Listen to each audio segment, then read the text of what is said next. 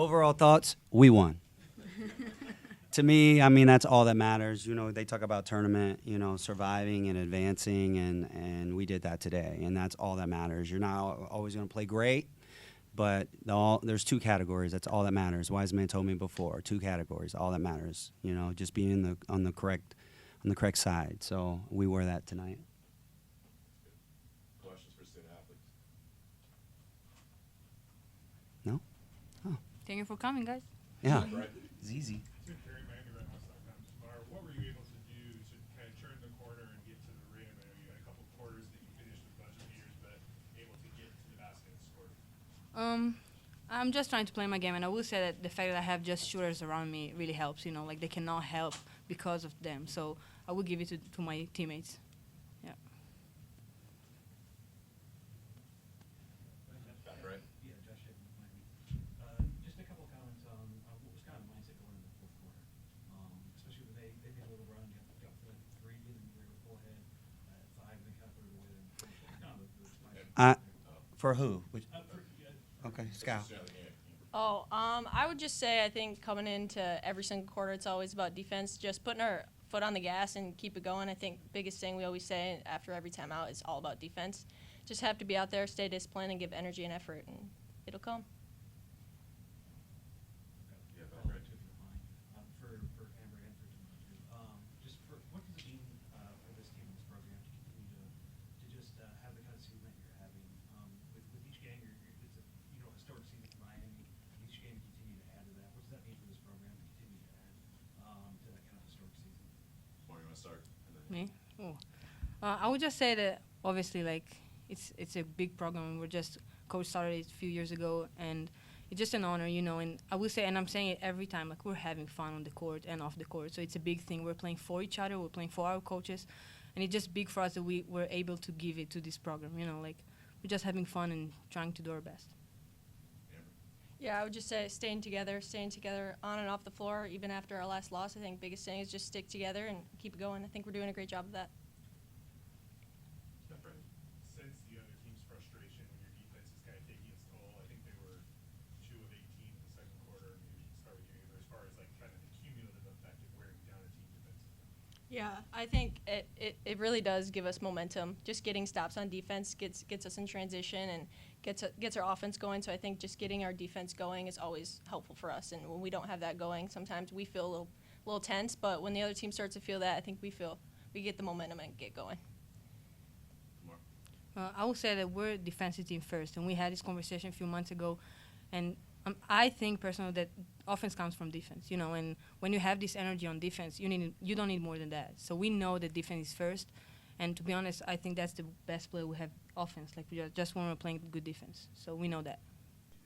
I think the biggest thing, you know, and I have to remind her of this too, like, the thing that separates her from everyone else is her ability to defend the ball, to initiate our defense. You know, her ability to create havoc is something that most programs, mid-major or high major, they struggle to have, and we have that in her. And sometimes you have to remind her of that because, like anyone else, kids can get lost in their offense if they're not playing well. But she does so much for us on the defensive side of the ball. Today it was great to see her score the ball because we really needed her to. The beautiful thing about, our team is the versatility that we do have. Our bigs can shoot it, which oftentimes stretches the defense, and that there's no size at the rim. And I think that she speaks to that too, and so she can get in there and she can make plays. Our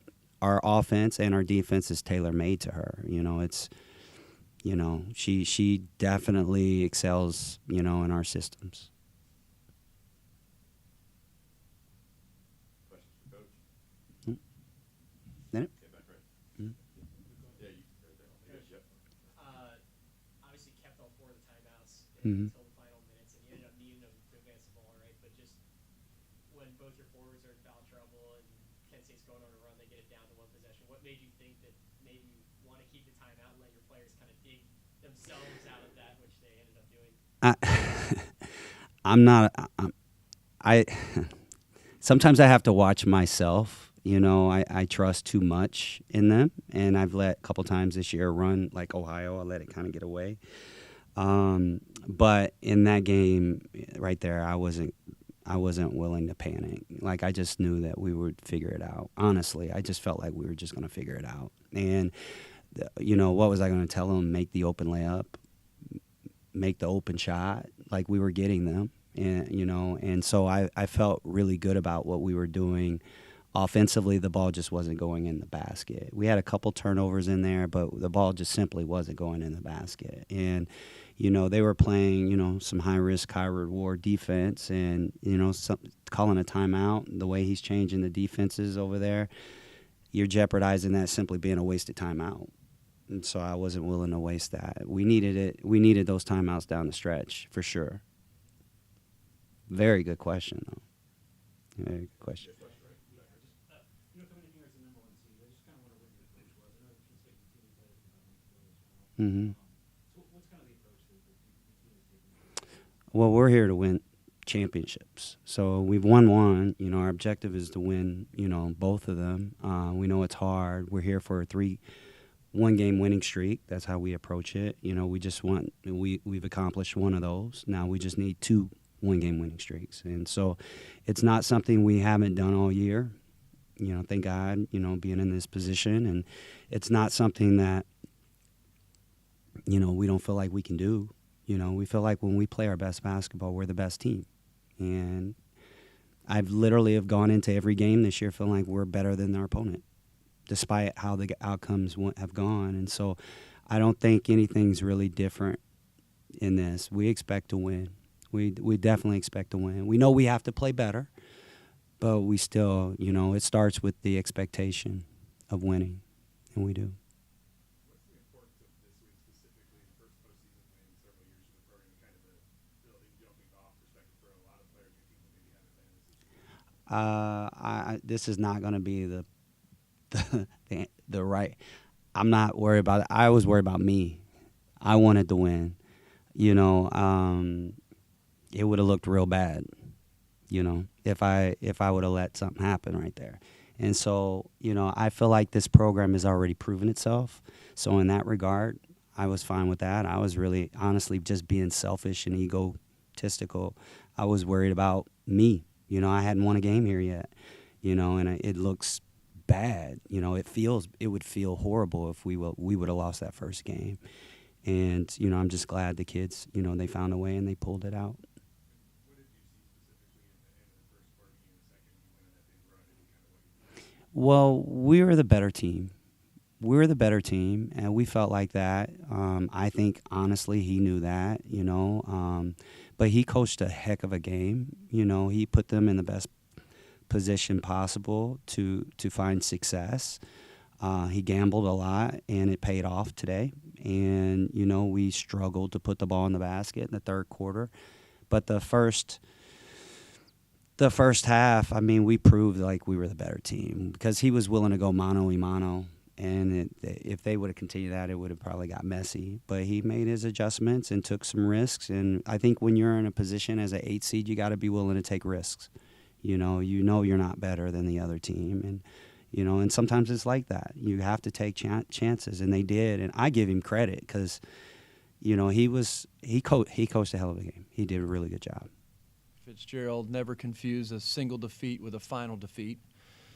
And where that has been true throughout the season, it is not true now. This group has continued to fight through so much this year. And I'm really, really proud of this team. We had opportunities in this game today to give in. You know, we lost the first quarter by 10, and we won the rest of the game by 3 points. Made it real interesting down the stretch.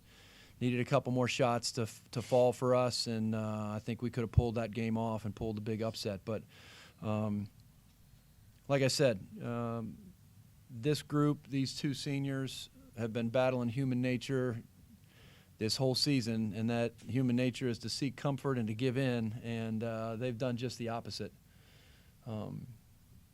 And so I couldn't be more proud of a team that I've coached here than the way this group handled themselves. these two seniors, 4-year seniors, you don't see that a lot anymore in college sports. They came here as they decided to come here as high school seniors, and they're going to go out of here with degrees from Kent State and staying the whole time. And when there's everything in college sports is telling you to go somewhere else and seek comfort somewhere else or get something more somewhere else, they both decided to stay here, continue to trust me and our staff. And 2 years ago, both of them left this place in a little bit better mood with confetti falling on their heads. And we were hopeful to have that happen again on a magical run, but it wasn't our time. So really proud of this team, proud of these two seniors, and give them an opportunity to speak, but just really proud of Kent State. Questions for student athletes? Tatiana and Gianna, you guys kind of went on that run towards the end of the third quarter. I think kept leading down to about 5. What worked well for you guys? What worked well for you guys in that stretch? You made it close game start the fourth quarter, and where do you feel like things kind of changed at the start of the fourth? Not that anyone start. Yeah, I feel like we picked up our intensity a little bit more. We had more of a sense of urgency in that little span, and it would have been nice to be like that for the whole game, but yeah, that's all I got. Sorry. I think what she wants to say is, I've been around her a lot, I can read her mind. Yeah, we played with great intensity and focus, just like T was saying, and I thought going on that run was a lot. It's a lot of fun. Cut it to one possession game, and had an opportunity right there to really take control of the game, and made some adjustments defensively, and they responded. That's what you're thinking, right? Yep. Questions for student athletes? Back right. What are you most proud of your team this season? Coach said this to us after the game. He said that we never gave up this season, and I feel like I'm really proud of us for that, because there was a lot of times where, like you said, we could have gave in. But sucks that the outcome wasn't what we wanted, but we got here, and people probably thought we wouldn't, so. You got it. I think the way we continue to fight, I think all season everybody doubted us, and just saying that Kent State has a bright future. Our underclassmen are extremely talented, and I'm just excited to see what they'll do in these next years. Questions for student athletes? Yep. Allison Torlagos with the Akron Beacon Journal. You guys took on the first seed and only lost by 7. What does that say about you guys being under such pressure from number 1 seed? That we're capable.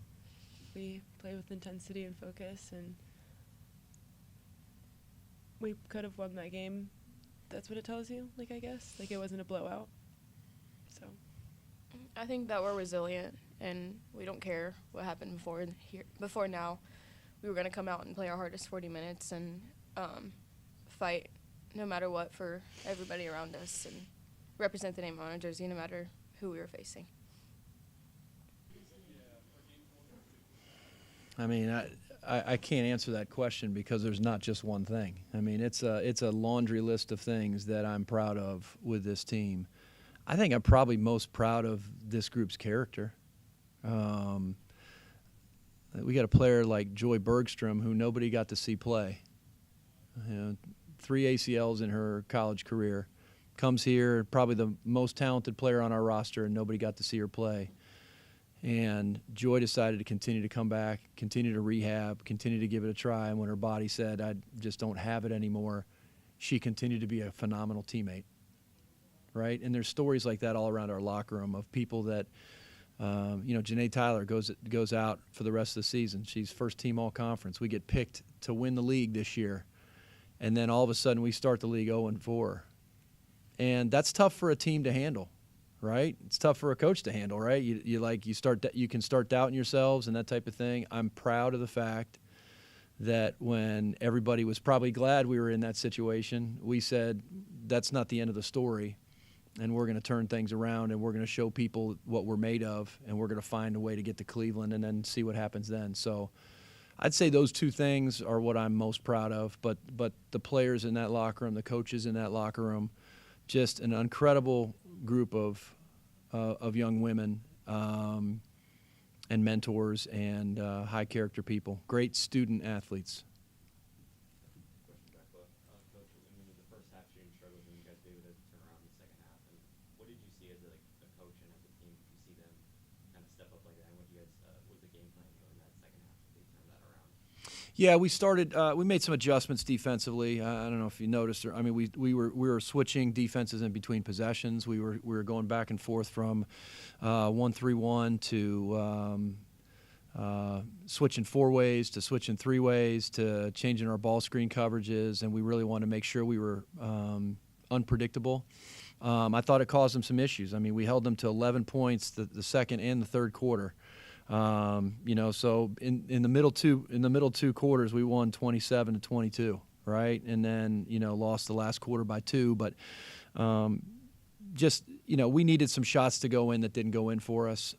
We've had some shooting woes this season. We shot our way out of it, but this team's a better shooting team than 14% from the three-point line. If we shoot the ball better than that, I think we win the game. We struggled to finish around the basket. I think Miami had a lot to do with that. That's the best defensive team in the league, and that's that has a lot to do with it. But I thought we executed offensively in the second half much better. We got open looks. Our sideline inbounds plays down the stretch. I mean, we continue to get either good looks or score or and ones out of that. A couple of those threes go down that we got open out of those plays.